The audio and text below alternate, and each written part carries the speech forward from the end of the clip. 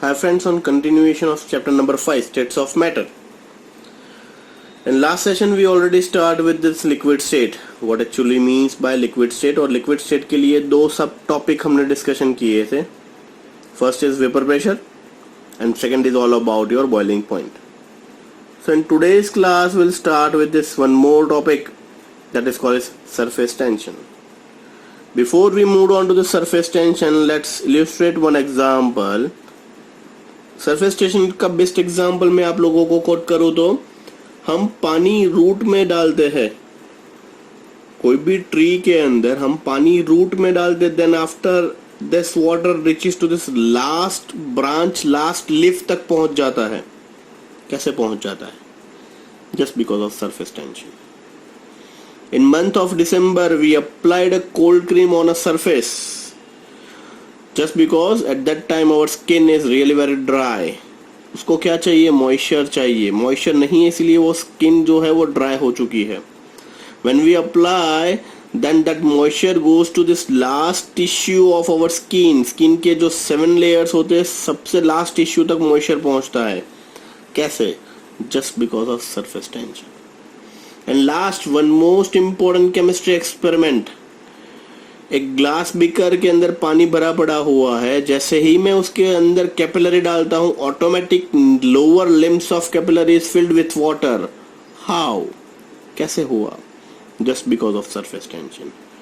Basically liquid has tendency to occupy the lowest surface area available. Each and every liquid wants to reach a lowest surface area available, and that's why liquid or water drops are spherical. Just because उसका surface area सबसे छोटा हो जाएगा. Sphere having a very less surface area or very small surface area. इसीलिए कभी भी आपके पानी के बूंद स्क्वायर नहीं होंगे, रेक्टेंगल नहीं होंगे, ट्रायंगल नहीं होंगे. Why the drop of water is spherical? Just because liquid has tendency to occupy the lowest surface area available, just because of surface tension.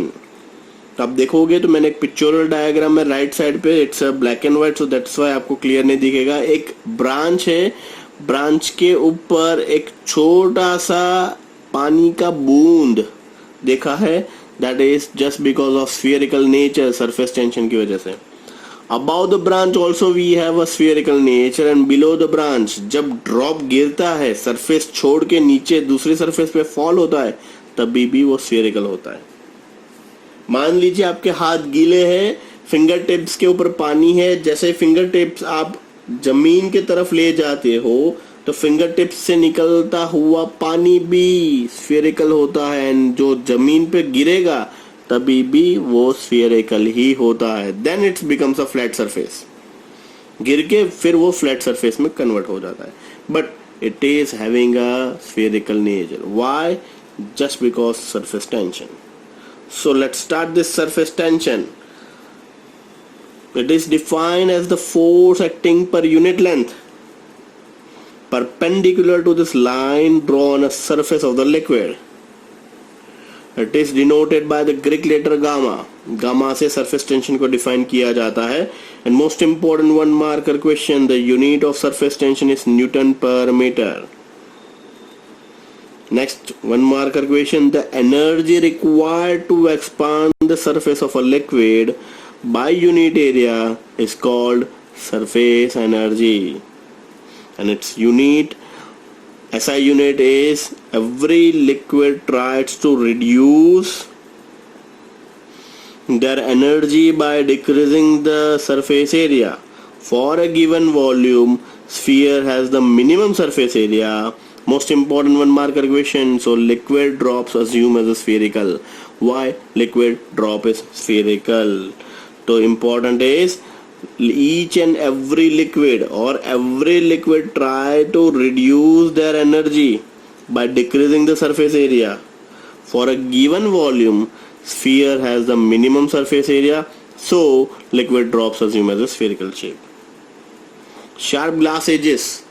आपने शायद मॉल्टन ग्लास देखा हो या नहीं देखा हो, मुझे नहीं पता है, बट कई बार आपने दो टाइप के ग्लास एजेस देखे होंगे. एक शार्प एजेस होते हैं और दूसरा राउंड एजेस होते हैं. मीन्स राउंड एजेस कब बन जाते हैं, जब शार्प एजेस को गर्म किया जाता है तो वो ऑटोमेटिकली मोल्ड होकर राउंड शेप बन जाते हैं। जैसे कई बार कॉर्नर पे आपने ग्लास फ्रेम लगाई हुई है या फिर ग्लास स्लैब लगाया हुआ है, वो शार्प एजेस नहीं हो सकता। क्यों? क्योंकि कभी भी आप टकराओगे तो लग जाएगा, वो राउंड शेप में ही होगा, just because it becomes a surface tension. कभी भी ग्लास को आप गर्म करोगे तो वो कॉर्नर जो है वो राउंड शेप ऑटोमेटिकली ले लेगा। So on heating the glasses melt and the surface of the liquid tends to take a round shape at the edges which make the edges smooth। जो कॉर्नर नॉर्मल रहेगा तो वो बहुत ही sharp edges रहेगा, किसी को भी लग सकता है, बट जस्ट बिकॉज आप जैसे ही उसको गर्म करोगे तो जो एजेस जो कॉर्नर की है वो राउंड हो जाएगी। This is called fire polishing of the glass. The magnitude of the surface tension of a liquid depends on the attractive force of the molecule and the temperature. When the attractive force are large, the surface tension is also large. If attractive force ज़्यादा होंगे, obviously surface tension भी ज़्यादा होगे। क्यों? Obvious ही बात है, more the attraction तो वो surface generally छोड़ेगा नहीं, तो surface tension बहुत ज़्यादा रहेगा। As the temperature increases, the surface tension decreases. This phenomenon like a rise of a liquid capillary tube और capillary action जिसको बोलते हैं, वो capillary action यहाँ पे आएगा। जो फिगर मैंने बाजू में आप लोगों को दिखाई हुई है, that is capillary action। वो capillary action क्या होता है? तो liquid rises on a capillary, that is called capillary action। Means capillary को आप सिंपल ग्लास वाटर के अंदर रखोगे तो automatically lower limbs of capillary fill with the water. This is the phenomenon like rise of a liquid in a capillary tube is due to the surface tension. Best example, जब somebody ask, कई बार school में practical के viva के अंदर भी पूछते हैं, give 1 or 2 example of surface tension, तो आपको सिंपल बताना है rise in a capillary is known as surface tension example. या फिर दूसरा एग्जाम्पल ले सकते हो, we apply the water into the roots of the tree, then after it is reaches to this last leaf of the branch, that is just because of surface tension. So this is all about it simple topic surface tension. Next we move on to this viscosity. Viscosity, viscosity means viscous nature. Viscosity को अगर आपको define करना हो या फिर याद रखना हो तो बहुत ही इजी है। Let's take 1 glass of water and 1 glass of oil और फ्लोर पे आप डाल दीजिए, तो water can easily flow but oil can not. Why? Just because the density of oil is really very high. Density ज्यादा है तो सर क्या हो गया? Just because density is high, viscosity is also high, and due to this reason oil cannot flow very easily।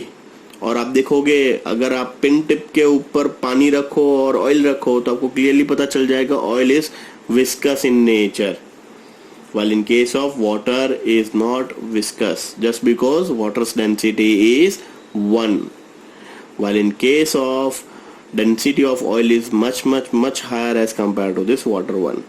So viscosity का direct relationship किसके साथ है? डेंसिटी के साथ। और डेंसिटी का रिलेशनशिप किसके साथ है? मोलर मास के साथ। तो molecular weight increases, density increases, density increases, viscosity also increases. दूसरा example, viscosity and followed by the laminar flow. अब विस्कोसिटी के लिए अगर आपको डिफाइन करना हो तो nowadays varieties of oil available in market. अब नाउडेज बहुत सारे लोग सनफ्लावर ऑयल, कॉर्न ऑयल के ऊपर स्विच ओवर हो रहे हैं। Why? Just because less viscous. Less viscous का मतलब नाउडेज सभी लोग बोलते हैं सर बहुत ज्यादा ऑयली है, स्पेशली पूरी की बात कर लो, समोसे की बात कर लो। So when you put it a puri into the paper, fine, बहुत सारा ऑयल उसके ऊपर स्टक हो जाता है। But if oil density is really very less तो वो पूरी के ऊपर कम चिपकेगा, मीन्स विस्कोसिटी कम होगी तो वो जो सरफेस के ऊपर कम रहेगा। सो लेमिनार फ्लो का मतलब क्या हुआ? लेमिनार फ्लो, ये सारी चीज फिर से एक बार डिस्कस करेंगे, बट लेमिनार फ्लो का मतलब क्या होगा? लेट्स टेक एग्जांपल कि आपने बहुत सारे पेपर नैपकिन रखे हुए हैं and you put it a one fried samosa over here. जैसे ही आपने उसके ऊपर रखा, इमीडिएटली क्या हो जाएगा, first layer of paper absorb oil, उसकी कैपेसिटी हो जाएगी, फिर वो सेकेंड लेयर पे जाएगा, then third layer, then fourth layer. That flow to attract of oil on a paper is known as laminar flow. First paper पे बहुत ज्यादा हुआ, देन सेकेंड पे उससे कम, थर्ड पे उससे कम एंड फोर्थ तक वो गया भी नहीं। अब ये कब बढ़ेगा, अगर विस्कोसिटी ज्यादा है, डेंसिटी ज्यादा है तो लैमिनार फ्लो भी ज्यादा होगा। अगर विस्कोसिटी कम है, लैमिनार फ्लो उससे भी कम हो जाएगा। So let's start with viscosity. When a liquid flows over a fixed surface, we can assume that there are a large number of layers. The layer of molecule which is in contact with the surface is stationary. When you flow कब होगा, surface तो stationary ही है, उसके ऊपर पानी flow कर रहा है। So the velocity of upper layer is really very high. So initially जो पानी आप फेंक रहे हो तो आगे जो सबसे पहला लिक्विड है उसकी वेलोसिटी बहुत ज्यादा होगी। तो distance of layer from the fix layer is increases. Most important one marker question. This type of flow in which there is a regular change of velocity passing from one layer to the next layer is known as laminar flow. Means मैंने clearly बताया कि paper napkin के ऊपर जैसे ही आप पूरी या फिर समोसा रखोगे तो फर्स्ट लेयर पे एब्सॉर्प्शन ज्यादा होगा, सेकेंड पे उससे कम, थर्ड पे उससे कम, means layer by layer it is decreases. That is called laminar flow. Laminar flow means tendency to penetrate a oil to the surface is known as laminar flow. Viscosity is measure of this internal resistance offered by this different layers of liquid. Last paragraph, if the velocity of the layer at the distance is dz changed by value of du, then the velocity gradient is given by the amount of du by dz. एक छोटा सा derivation तो नहीं बोलेंगे, एक छोटा सा discussion देख लेते हैं। F is proportional to A, F is force of obvious and A is area। अब A की जगह पे मैं लिख रहा हूँ du by dz। अब du by dz क्या है, du by dz is velocity gradient, the change in velocity with a distance। So F is proportional to A into du by dz। So proportionality constant कौन, and what we have F is equal to eta NA du by dz. Now we'll discuss each and every term. Where a force is required to maintain a flow of layer, this force is proportional to the area of contact of the layer and viscosity gradient. The proportionality constant eta is called the coefficient of viscosity. It is defined as one marker question. The force when the velocity gradient and the area of contact are unity. So उसका unit क्या है, उसका unit है SI unit of viscosity coefficient is Newton per second per square meter, that is NS meter is to minus 2 और Pascal second PA into second। CGS एकम याद रखने की जरूरत नहीं है, CGS units is not that much important, but फिर भी याद रख लीजिए CGS system unit is poised। 1 poise is equal to 1 gram centimeter inverse second inverse। So scientist name poised के ऊपर से ये scientist के नेम के ऊपर से यूनिट मिला है। Now viscosity का sir any relation with temperature? Yes, relationship with temperature is direct। आप सभी को पता होगा इन मंथ ऑफ दिसंबर आपके घर पे जो घी होगा वो जम जाएगा, means it solidified very easily. Why? Because temperature is really very less. And in month of May ghee becomes almost liquid. Why? Because temperature is really very high. Second, many a time आपके घर पे शायद coconut oil होगा, जो sir पे तेल की तरह यूज करते हैं coconut oil. In month of December वो भी जम जाता है। We have to put it into this hot water containing bucket के अंदर उसको रखते हैं, तब धीरे से वो लिक्विड हो जाता है। And in month of May it's almost normal. So it's depending on viscosity. Greater the viscosity, more slowly the liquid flow. जैसे मैंने बताया पानी and oil ऑयल में भी कैस्टर ऑयल ले लोगे तो उसकी विस्कोसिटी और ज्यादा है, तो कैस्टर ऑयल बहुत ही कम फ्लो करेगा. Viscosity is inversely proportional to the fluidity. The presence of hydrogen bonding and the van der Waals force increases the viscosity.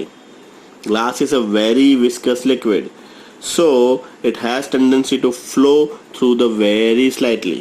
Hence the window panes of this old building are thicker from the bottom at the top.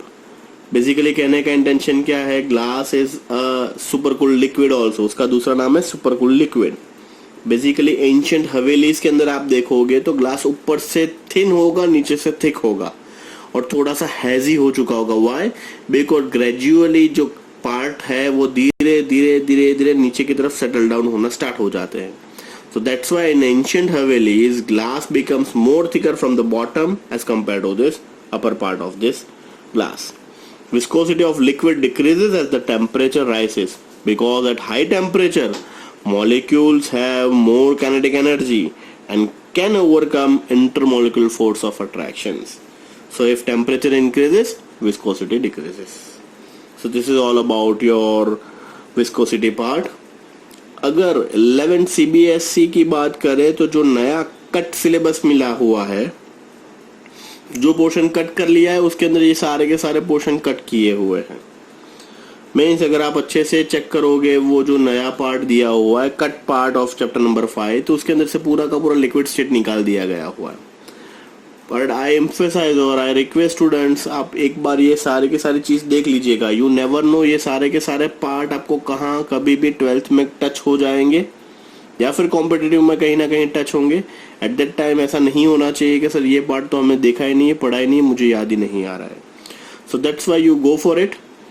School examination में नहीं पूछ रहे हैं तो that is good, but मैं तो exam में definitely पूछने वाला हूँ, तो आपको ये सारे के सारे पार्ट अच्छे से प्रिपेयर कर लेने हैं. So this is all about from today's session or from my side. Thank you so much.